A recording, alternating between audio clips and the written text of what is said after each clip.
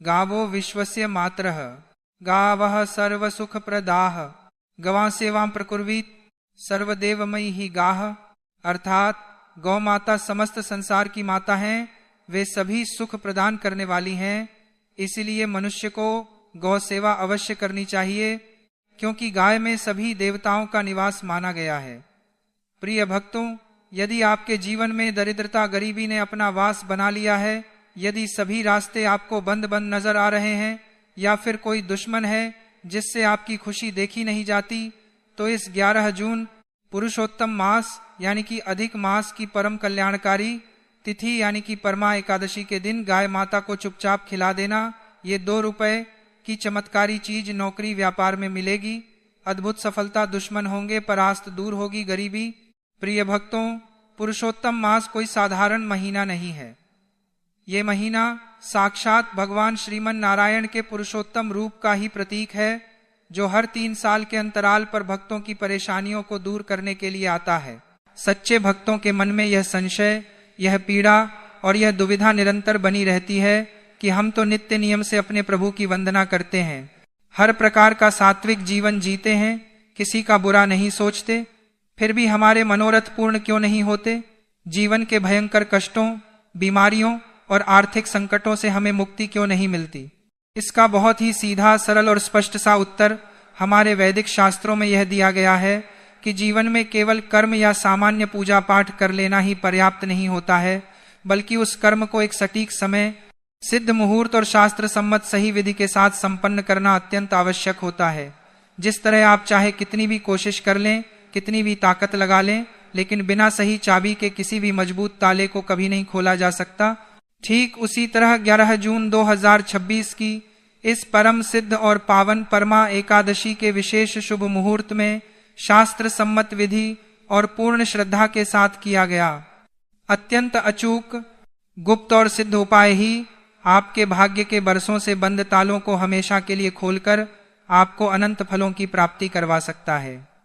आज मैं आपको इस सृष्टि के पालनहार भगवान श्री हरि विष्णु और साक्षात 33 कोटि देवी देवताओं का स्वरूप गौ माता से जुड़े ऐसे अचूक और सिद्ध उपाय बताने जा रहा हूं, जो आपके सोए हुए भाग्य को तुरंत जगाकर सफलता के सारे बंद रास्ते खोल देंगे।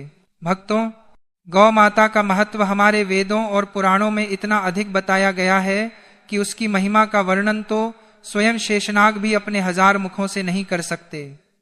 सनातन परंपरा में गौ माता केवल एक पशु नहीं है, बल्कि वे संपूर्ण ब्रह्मांड की माता हैं, जो बिना किसी स्वार्थ के केवल देना जानती हैं। शास्त्रों में कहा गया है कि गौ माता के पृष्ठ भाग में ब्रह्मा जी का, गले में भगवान विष्णु का और मुख में साक्षात भगवान शिव का वास होता है। उनके सींगों के अग्रभाग में समस्त तीर्थ निवास करते हैं और उनके रोम रोम में 33 कोटि देवी देवता विराजमान रहते हैं।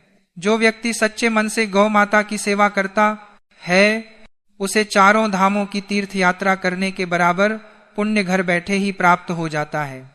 जब समुद्र मंथन हुआ था, तो उसी मंथन से कामधेनु गौ माता प्रकट हुई थी, जो संपूर्ण जगत की समस्त मनोकामनाओं को पूर्ण करने वाली हैं। भगवान श्री कृष्ण ने भी अपने अवतार काल में नंगे पैर गौ माता के पीछे पीछे चलकर पूरे संसार को गौ सेवा का महत्व समझाया था। आज के इस कलयुग में जहां हर तरफ धोखा, स्वार्थ और पाप का बोलबाला है, वहां केवल गौ माता की निस्वार्थ सेवा ही वह एकमात्र अचूक साधन है, जो मनुष्य को घोर नरक और दरिद्रता से बचाकर सीधे बैकुंठ का मार्ग दिखा सकती है। अब बड़े ही ध्यान से पूरे एकाग्र मन से सुनिए पुरुषोत्तम मास की परमा एकादशी की महान और दिव्य कथा, जिसे सुनने और सुनाने मात्र से भयंकर पापों का क्षय होने लगता है और घर की घोर दरिद्रता तुरंत दूर भाग जाती है। प्राचीन काल में काम्पिल्य नाम की एक अत्यंत सुंदर और वैभवशाली नगरी थी, जहां सुमेधा नाम के एक अत्यंत धर्मपरायण ब्राह्मण अपनी पत्नी पवित्रा के साथ रहते थे। उनकी पत्नी अत्यंत पतिव्रता और सात्विक स्वभाव की थी। पूर्व जन्म के किसी भारी कर्म दोष के कारण उनके जीवन में भयंकर गरीबी थी। स्थिति इतनी दयनीय थी कि कई बार उन्हें कई दिनों तक भूखा रहना पड़ता था। एक दिन अपनी इस विकट दरिद्रता से दुखी होकर ब्राह्मण सुमेधा ने अपनी पत्नी से परदेश जाकर धन कमाने की बात कही, परंतु उनकी पतिव्रता पत्नी ने कहा कि हे स्वामी, मनुष्य को इस संसार में वही प्राप्त होता है जो उसके भाग्य में लिखा है। आप मुझे यहाँ अकेला छोड़कर मत जाइए, हम यहीं रहकर प्रभु की भक्ति करेंगे। अपनी पत्नी की बात मानकर ब्राह्मण सुमेधा वहीं रुक गए। कुछ समय पश्चात संयोगवश वहां परम ज्ञानी महर्षि कौंडिन्य का शुभागमन हुआ। उस ब्राह्मण दंपत्ति ने अपनी सामर्थ्य से बढ़कर महर्षि का आदर सत्कार किया। इसके बाद पवित्रा ने अत्यंत करुण स्वर में हाथ जोड़कर प्रार्थना की कि हे महामुनि, कृपा करके हमें कोई ऐसा सिद्ध और अचूक उपाय बताएं जिससे हमारे पूर्व जन्म के पाप कट जाएं और हमें इस घोर दरिद्रता से मुक्ति मिले।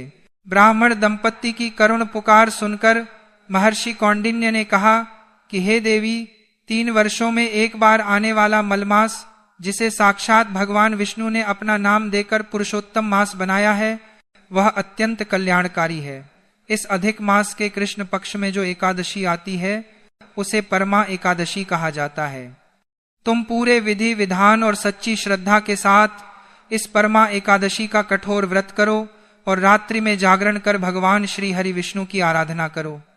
महर्षि के इन वचनों को सुनकर ब्राह्मण सुमेधा और उनकी पत्नी पवित्रा ने अधिक मास की उस एकादशी का अत्यंत कठोर व्रत किया। व्रत के प्रभाव से साक्षात भगवान श्री हरि विष्णु अपने चतुर्भुज रूप में गरुड़ पर सवार होकर वहां प्रकट हो गए। चारों दिशाओं में शंख और चक्र की मंगल ध्वनि गूंज उठी।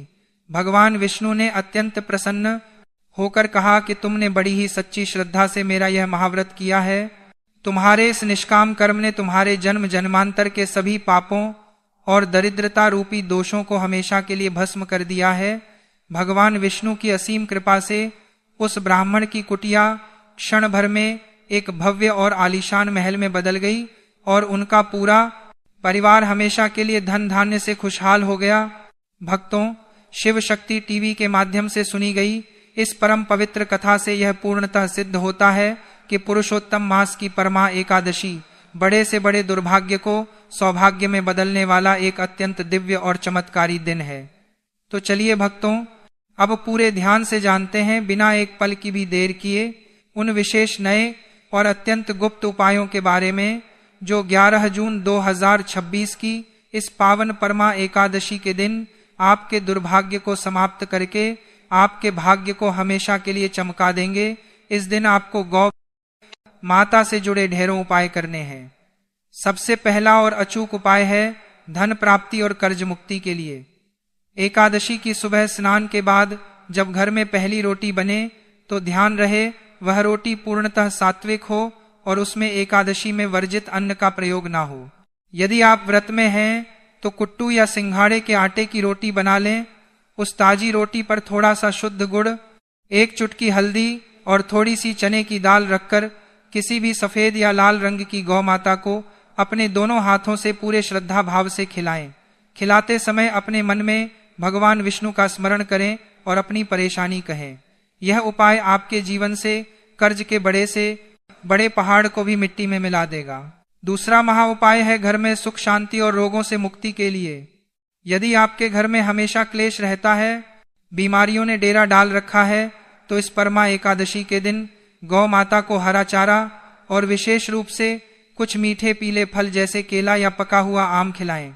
गौ माता को फल खिलाने के बाद पूरे भक्ति भाव से उनकी 3 बार परिक्रमा अवश्य करें और परिक्रमा करते हुए उनके पिछले भाग जहां ब्रह्मा जी का वास होता है को स्पर्श करके प्रणाम करें और गौ माता के चरणों की थोड़ी सी धूल उठाकर अपने और अपने परिवार के सभी सदस्यों के मस्तक पर लगाएं।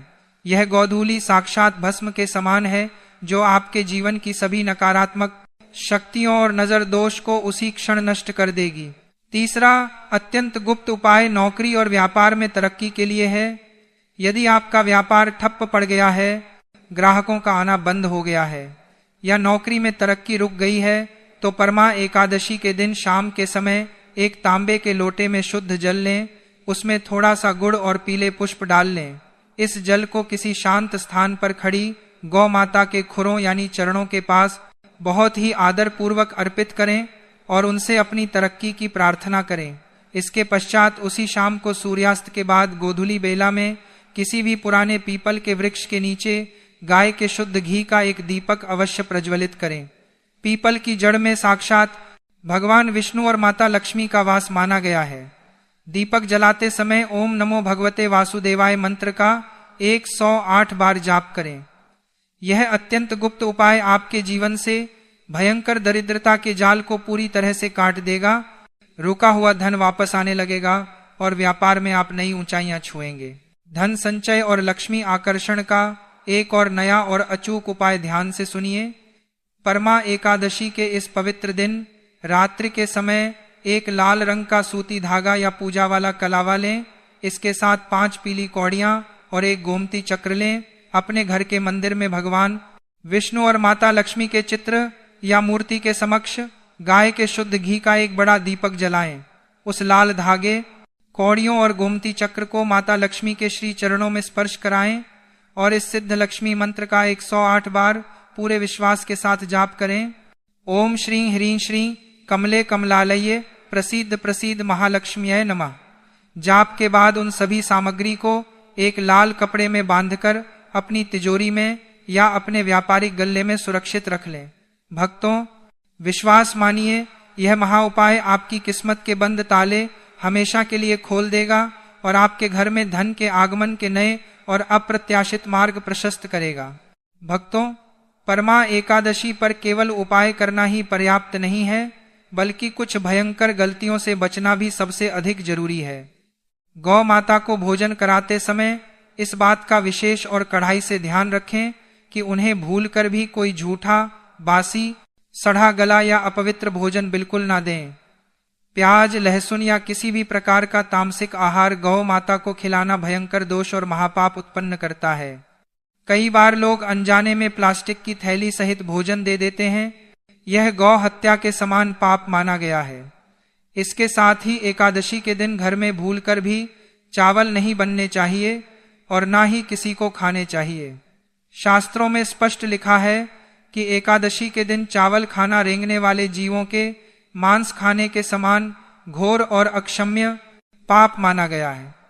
घर की महिलाओं को एकादशी के दिन बाल नहीं धोने चाहिए, साबुन का प्रयोग नहीं करना चाहिए और किसी को भी नाखून या बाल नहीं काटने चाहिए। दिन में या गोधूली बेला में सोना बिल्कुल वर्जित है। पूर्ण ब्रह्मचर्य का पालन करें और किसी भी जीव का अपमान ना करें। शिव शक्ति टीवी के इस वीडियो में बताई गई इन सभी वैदिक बातों को बड़े ही ध्यान पूर्वक अपने जीवन में उतारें और गौ माता के इन सिद्ध उपायों को पूर्ण श्रद्धा से करें। इस बार 11 जून 2026 की परमा एकादशी पर जो दुर्लभ और महान योग बन रहे हैं, उससे आपको अपने जीवन में अपार धन, सुख और शांति की निश्चित प्राप्ति होगी। भविष्य पुराण में स्पष्ट रूप से लिखा हुआ है कि जो भी व्यक्ति कलयुग में निस्वार्थ भाव से दूसरों की मदद करेगा या धर्म का प्रकाश फैलाएगा, उसे कभी भी दरिद्र या धनहीन नहीं रहना पड़ेगा। इस बहुमूल्य और गुप्त जानकारी को केवल अपने तक ही सीमित ना रखें, इसे कम से कम 10 से 15 लोगों तक जरूर शेयर करें ताकि उन्हें भी इसका लाभ मिल सके। अगर आप भी सच्चे हृदय से चाहते हैं कि भगवान श्री लक्ष्मी नारायण और गौ माता की असीम कृपा आप पर सदैव बनी रहे, तो इस वीडियो को एक लाइक करके अपने प्रिय चैनल शिव शक्ति टीवी को सब्सक्राइब जरूर कर लें। कमेंट बॉक्स में पूरे भक्ति भाव और सच्ची अगाध श्रद्धा के साथ जय माता लक्ष्मी, जय श्री हरि और जय गौ माता अवश्य लिखें। भक्तों, यह परमा एकादशी अपार धन, सुख और अपार पुण्य प्रदान करने वाली है।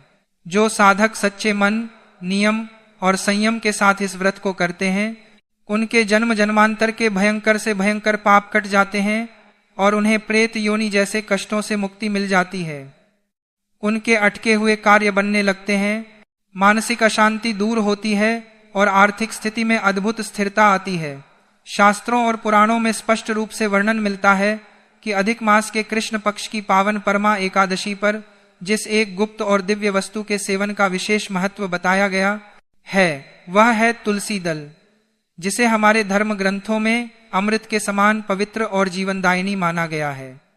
भक्तों, इस पावन दिन श्रद्धा और नियम के साथ भगवान विष्णु को अर्पित किए गए तुलसी दल का प्रसाद रूप में सेवन करने से धन की कमी, कर्ज का बोझ और व्यापार से जुड़ी बाधाएं धीरे धीरे समाप्त होने लगती हैं। धर्म में कई बातें ऐसी होती हैं जो सीधे समझ में नहीं आती, क्योंकि उन्हें प्रतीक में छिपा कर रखा जाता है। हर व्यक्ति तपस्वी नहीं हो सकता, हर व्यक्ति नियम नहीं निभा सकता, हर व्यक्ति पूरी रात जागकर जप नहीं कर सकता, और शायद इसी कारण सनातन परंपरा ने हमेशा एक दूसरा मार्ग खुला रखा। वह मार्ग है ग्रहण का मार्ग। मनुष्य जो सुनता है वह ज्ञान बनता है, जो देखता है वह विश्वास बनता है, और जो ग्रहण करता है वह भाग्य बन जाता है। परमा एकादशी की तिथि को साधारण तिथि नहीं कहा गया, इसे वह समय माना गया है जब चेतना की परतें पतली हो जाती हैं। पुरुषोत्तम मास, अधिक मास के कृष्ण पक्ष की यह एकादशी मनुष्य के भीतर की तरंगों को बदल देती है। इसीलिए ऋषियों ने इस दिन केवल पूजा की बात नहीं कही, बल्कि शुद्ध ग्रहण की बात कही। बहुत लोग सोचते हैं कि भगवान को प्रसन्न करने के लिए कठिन साधना करनी पड़ती है, लेकिन नारायण की परंपरा अलग है। विष्णु तप के देव नहीं, भाव और व्यवस्था के देव हैं। वे उस भाव को स्वीकार करते हैं जिसमें प्रयास कम और सत्य अधिक हो। इसलिए इस पावन तिथि में यदि कोई व्यक्ति केवल सही विधि से एक विशेष वस्तु ग्रहण कर ले, तो वह ऊर्जा उसके भीतर स्थिर हो जाती है। ऊर्जा जब स्थिर होती है तो भय कम होता है, जब भय कम होता है तो निर्णय बदलते हैं, और जब निर्णय बदलते हैं तभी धन का मार्ग खुलता है। धन हमेशा कर्म का परिणाम होता है, लेकिन कर्म मन की दशा से निकलता है। यदि मन संकुचित है तो अवसर सामने होकर भी दिखाई नहीं देते, और यदि मन विस्तृत है तो छोटी संभावना भी बड़ा परिणाम बन जाती है। परमा एकादशी की रात मन को विस्तृत करने की रात है। इस रात को साधक जागते हैं क्योंकि प्रकृति में एक विशेष आकर्षण होता है। इस रात को मंत्र बोले जाते हैं क्योंकि शब्द सीधा भीतर उतरता है, और इसी रात को भोजन भी साधारण नहीं रहता, क्योंकि शरीर उसे ऊर्जा की तरह ग्रहण करता है। पुराने समय में घरों के बुजुर्ग बच्चों से कहते थे कि इस तिथि को पेट भरकर मत खाना और कुछ विशेष चीजें ही ग्रहण करना। यह कोई अंधविश्वास नहीं था, बल्कि मनोविज्ञान था। भारी भोजन शरीर को नीचे खींचता है और हल्का पवित्र आहार चेतना को ऊपर उठाता है। जब चेतना ऊपर उठती है तो मन की जड़ता टूटती है। जड़ता टूटे बिना जीवन नहीं बदलता। इसलिए इस तिथि को केवल भूखा रहना व्रत नहीं है, सही वस्तु ग्रहण करना भी व्रत है। व्रत का अर्थ केवल त्याग नहीं बल्कि चयन है। क्या ग्रहण करना है और क्या नहीं, यही असली साधना है। कई लोग वर्षों तक पूजा करते हैं पर जीवन वैसा ही रहता है, और कुछ लोग एक दिन में दिशा बदल लेते हैं। कारण पूजा की मात्रा नहीं, ग्रहण की गुणवत्ता होती है। परमा एकादशी की ऊर्जा स्थिर और गहरी होती है। यदि उस समय सही तत्व शरीर में प्रवेश करें तो वह केवल पाचन नहीं होता, वह मन में अंकित हो जाता है। इसलिए शास्त्रों में इसे सिद्धि तिथि कहा गया है। अब प्रश्न आता है कि धन से इसका क्या संबंध है। इसका संबंध बहुत सीधा है। लक्ष्मी स्थिरता में आती है और स्थिरता मन से आती है। अशांत मन धन को रोक नहीं पाता, स्थिर मन धन को टिकाए रखता है। इसलिए पहले मन को तैयार किया जाता है, फिर साधन आते हैं। परमा एकादशी की रात मन को तैयार करने की रात है। इसीलिए कहा गया कि यदि तुम बड़ी पूजा नहीं कर सकते तो कम से कम उस ऊर्जा को अस्वीकार मत करो। सही समय पर सही ग्रहण कर लो। जैसे बीज सही मौसम में बोया जाए तो स्वयं अंकुरित होता है, वैसे ही यह ग्रहण सही तिथि में किया जाए तो स्वयं प्रभाव देता है। इस दिन कई चीजें वर्जित बताई गई हैं क्योंकि वे मन को भारी बनाती हैं, और कुछ चीजें शुभ बताई गई हैं क्योंकि वे मन को स्थिर करती हैं। यह नियम किसी देवता के क्रोध के लिए नहीं बल्कि मनुष्य की तैयारी के लिए बनाए गए हैं। जिस प्रकार संगीत सुनने के लिए शांति चाहिए, वैसे ही सूक्ष्म ऊर्जा ग्रहण करने के लिए शरीर और मन हल्का चाहिए। परमा एकादशी के पावन समय में बोले गए शब्द भी अलग असर करते हैं। इसीलिए इस दिन विवाद से बचने को कहा गया है, क्रोध से बचने को कहा गया है, अधिक सोने से बचने को कहा गया है। कारण केवल धार्मिक नहीं मनोवैज्ञानिक है। सोया हुआ मन ग्रहण नहीं करता और विचलित मन स्थिर नहीं रखता। इस तिथि में मन बीच की अवस्था में होता है, ना पूरी तरह जागा ना पूरी तरह सोया। यही अवस्था सबसे प्रभावी होती है। ध्यान इसी अवस्था में लगता है और संकल्प भी इसी अवस्था में संकल्पित होता है। यदि उसी समय शरीर को सही तत्व मिल जाए तो वह सीधे भीतर दर्ज हो जाता है। यही कारण है कि कुछ लोग कहते हैं उस दिन की गई छोटी क्रिया भी बड़ा फल देती है। फल क्रिया से नहीं, समय से आता है। समय ही शक्ति है। अब ध्यान से समझिए, क्योंकि यहीं से वह बात शुरू होती है जिसके लिए आपने यह पूरी चर्चा सुनी। परमा एकादशी के समय को केवल समय बिताने की नहीं, बल्कि जागृत होकर ग्रहण करने की तिथि कहा गया है। इस दिन शरीर केवल भोजन नहीं लेता, वह संकेत लेता है। इसलिए इस दिन जो वस्तु ग्रहण की जाती है वह आने वाले समय की मानसिक दिशा तय करती है और मानसिक दिशा ही आर्थिक दिशा बन जाती है। पुराने आचार्यों ने 3 ऐसी सरल वस्तुएं बताई थी जिन्हें उस समय में ग्रहण करना केवल परंपरा नहीं, बल्कि एक प्रकार का सूक्ष्म संकल्प माना गया। इनका संबंध सीधे धन से नहीं, बल्कि उस प्रवाह से है जिससे धन आता है। धन कभी सीधे नहीं आता, पहले अवसर आता है, अवसर से कर्म बनता है और कर्म से परिणाम बनता है। इन तीनों वस्तुओं को इसी क्रम से जोड़ा गया। पहली वस्तु तुलसी दल के साथ मीठा तत्व है। भगवान विष्णु की प्रिय तुलसी केवल एक पत्ती नहीं है। इसे मन के विकारों को शांत करने और सात्विकता का प्रतीक माना गया है। मन में 3 अवस्थाएं चलती रहती हैं जिनमें भय, इच्छा और संशय शामिल हैं। जब व्यक्ति भय में रहता है तो निर्णय टालता है, जब केवल इच्छा में रहता है तो जल्दबाजी करता है, और जब संशय में रहता है तो अवसर खो देता है। एकादशी के दिन चरणामृत या फलाहार में तुलसी पत्र का स्पर्श और उसके साथ लिया गया थोड़ा सा मीठा स्वाद मन को संकेत देता है कि अभाव समाप्त हुआ। मन अभाव से बाहर आए बिना लक्ष्मी का भाव नहीं बनता, इसलिए इसे ग्रहण करते समय मन में यह भाव रखा जाता है कि अब कमी समाप्त हुई। यह केवल शब्द नहीं, मनोसंकेत है। जिस क्षण मन मान लेता है कि कमी खत्म हुई, उसी क्षण व्यवहार बदलने लगता है। दूसरी वस्तु सफेद तत्व के साथ जल का ग्रहण है। सफेद रंग को चंद्र और मानसिक शांति का रंग माना गया है और चंद्र मन का प्रतीक है। जब मन अस्थिर होता है तो व्यक्ति कमाकर भी बचा नहीं पाता। जब मन अस्थिर होता है तो थोड़े में भी वृद्धि होने लगती है। इसलिए इस व्रत में हल्का शीतल तत्व यानी गाय का दूध या सात्विक फलाहारी मखाने की खीर ग्रहण करने की परंपरा रखी गई ताकि भीतर की गति शांत हो। शांत मन संग्रह करना सीखता है। संग्रह लालच नहीं होता, बल्कि स्थिरता होती है। जिस घर में स्थिरता आती है वहां धन टिकना शुरू होता है। इसलिए इसे ग्रहण करते समय जल्दबाजी नहीं की जाती, बल्कि धीरे धीरे लिया जाता है ताकि मन उसी लय में आ जाए। तीसरी वस्तु बीज स्वरूप फलाहार आहार है।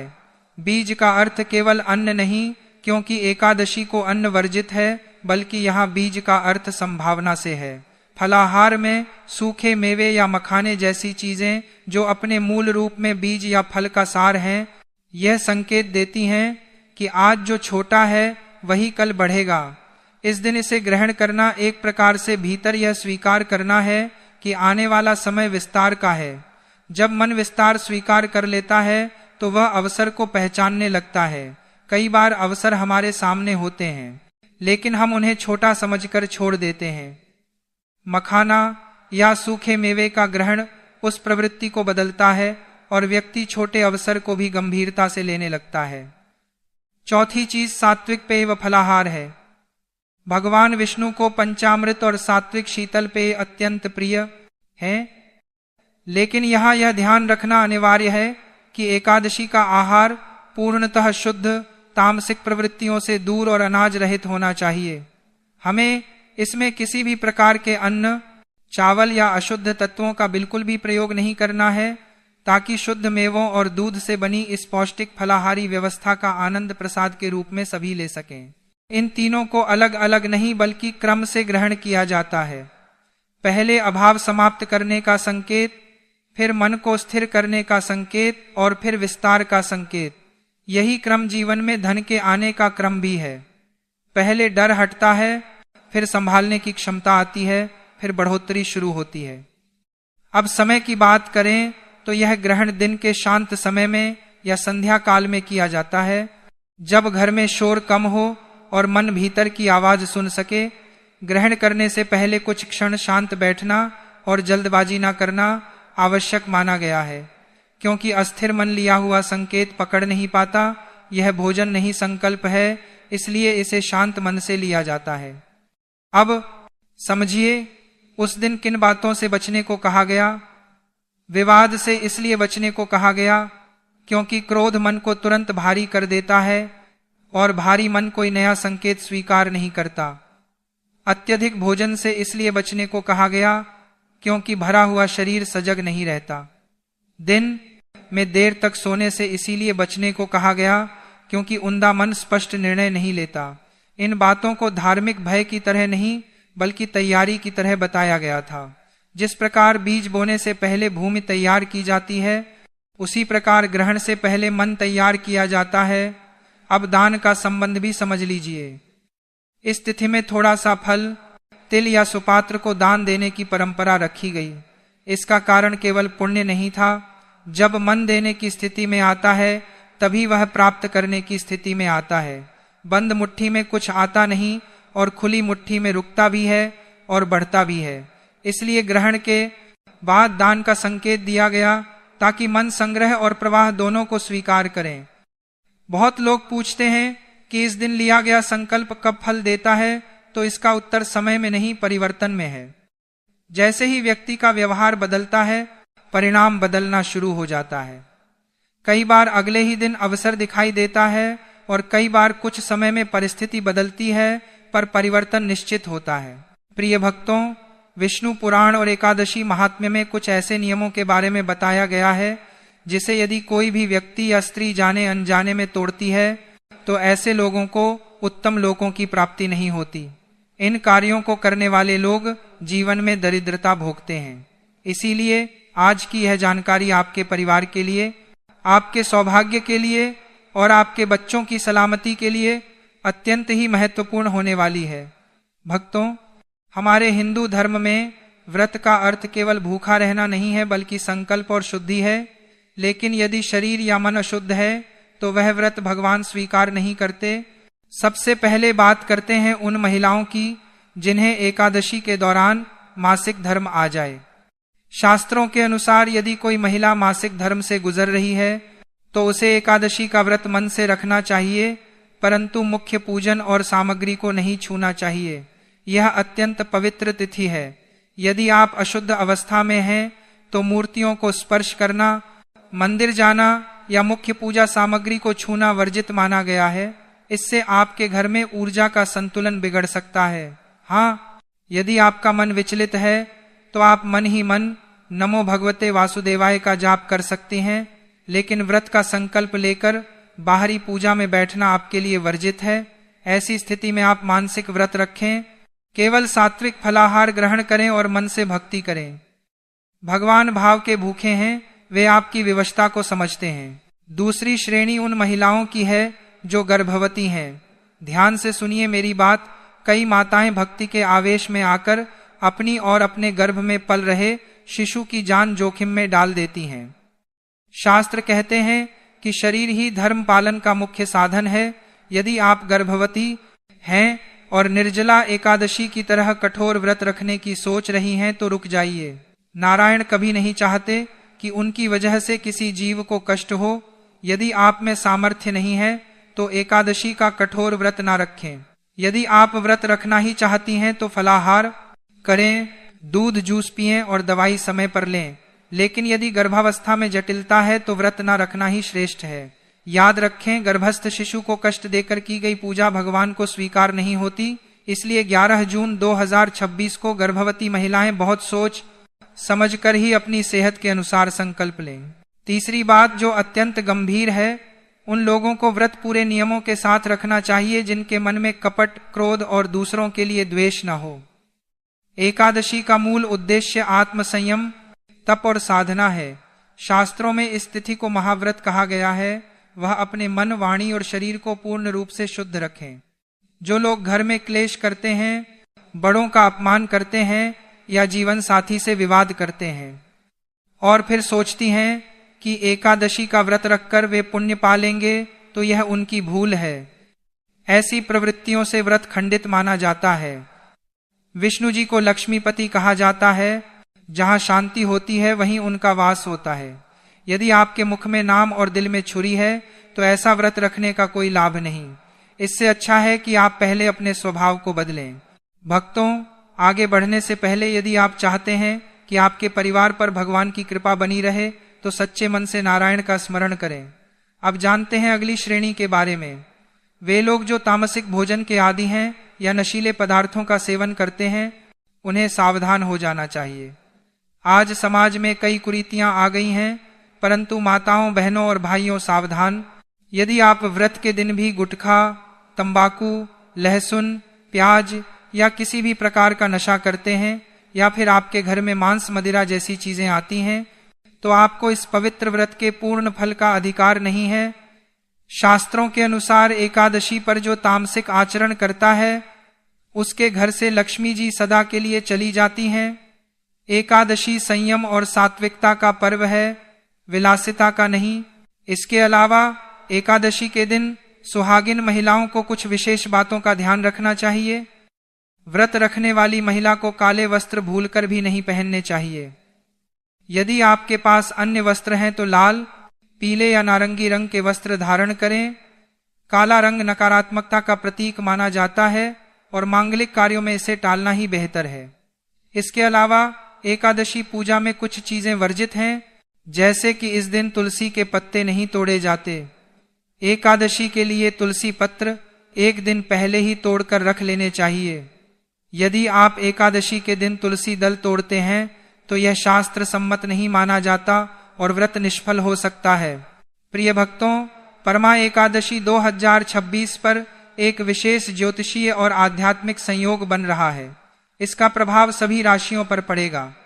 इसलिए जो लोग बीमार हैं, बुजुर्ग हैं या शारीरिक रूप से अत्यंत कमजोर हैं, उन्हें निर्जला या अत्यधिक कठिन व्रत रखने का दुस्साहस नहीं करना चाहिए। भगवान तो एक आचमन जल, फल और सच्चे भाव से भी प्रसन्न हो जाते हैं। यदि आपका शरीर साथ नहीं दे रहा तो हठ योग ना करें। आप सुबह स्नान करके स्वच्छ वस्त्र धारण करके भगवान का ध्यान करें और सात्विक फलाहार ग्रहण करें। भूखे रहकर बीमार पड़ जाना और फिर अपने कर्तव्य को छोड़ देना भक्ति नहीं है। शास्त्रों में कथा आती है कि भाव समर्पित होना चाहिए, शरीर को व्यर्थ कष्ट देना उचित नहीं है। एक और महत्वपूर्ण बात जो अक्सर लोग नजरअंदाज कर देती हैं, यदि आपके घर में साफ सफाई नहीं है, मुख्य द्वार पर गंदगी है या घर में पुराना कबाड़ जमा है, तो ऐसे माहौल में व्रत रखना पूर्ण फल नहीं देता। एकादशी पर घर को मंदिर की तरह साफ रखना चाहिए। यदि आप आलस्य के कारण देर तक सोते हैं और सूर्योदय के बाद उठकर दिन बिताते हैं, तो शास्त्रों के अनुसार ऐसे आलस्य से व्रत का पुण्य कम हो जाता है। एकादशी जागृति का समय है। जो लोग दिन में सोते हैं उनका व्रत पूर्ण नहीं माना जाता। शास्त्रों में दिन में सोना व्रत के नियमों के विरुद्ध बताया गया है। भक्तों, यह भी जान लें कि जिन लोगों ने अपने बड़ों की आज्ञा के बिना या घर में कलह का वातावरण बनाकर व्रत रखा है, उनका व्रत भी शंका के घेरे में रहता है। चलिए भक्तों, अब हम पारण पर होने वाली गलतियों के बारे में बात करते हैं जो अक्सर लोग कर बैठते हैं। भक्तों, व्रत खोलते समय सबसे पहले शरीर को सहज अवस्था में लाना आवश्यक होता है। इसीलिए उपवास या कठिन व्रत रखने वालों को अचानक भारी भोजन नहीं करना चाहिए। पारण की शुरुआत जल, तुलसी दल युक्त चरणामृत या हल्के फल से करनी चाहिए ताकि शरीर धीरे धीरे आहार को स्वीकार कर सके। इसके पश्चात ही सात्विक भोजन ग्रहण किया जाता है। ध्यान रहे कि एकादशी के अगले दिन पारण में चावल खाने की परंपरा कुछ क्षेत्रों में होती है, लेकिन भोजन पूरी तरह सात्विक होना चाहिए। पारण के समय मन शांत रखना अत्यंत आवश्यक माना गया है, क्योंकि व्रत केवल शरीर का नहीं बल्कि मन और विचारों का भी होता है।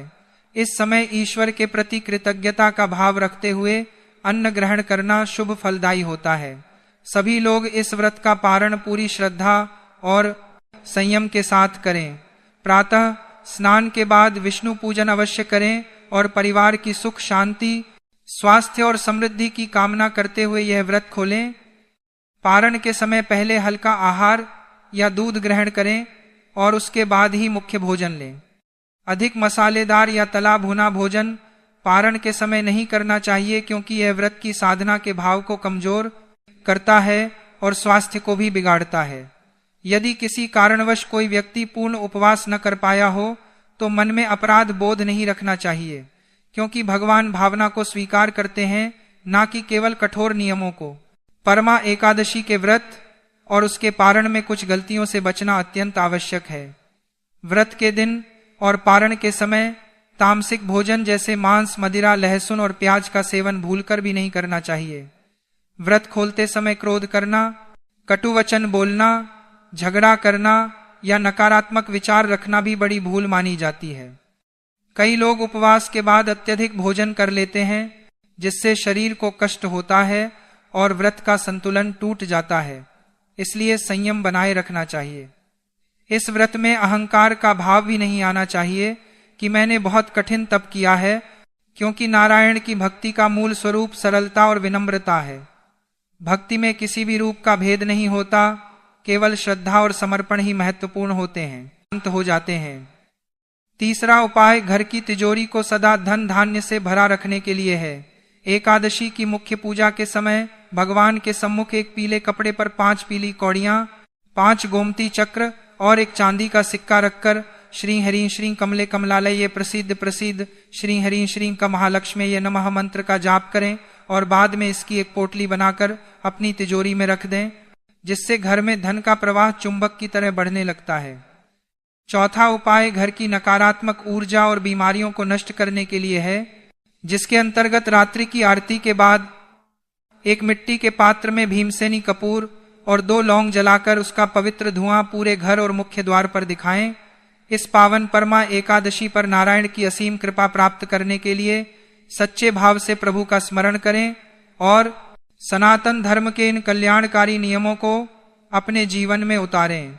इस परम पवित्र दिन पर घर में झाड़ू लगाने के साथ साथ जाले साफ करना या किसी भी प्रकार की गहरी साफ सफाई करना पूरी तरह वर्जित है, क्योंकि ऐसा करने से सूक्ष्म जीवों और कीट पतंगों की अनजाने में हत्या होने का भय रहता है, जो इस दिन घोर जीव हत्या के पाप का भागी बनाता है।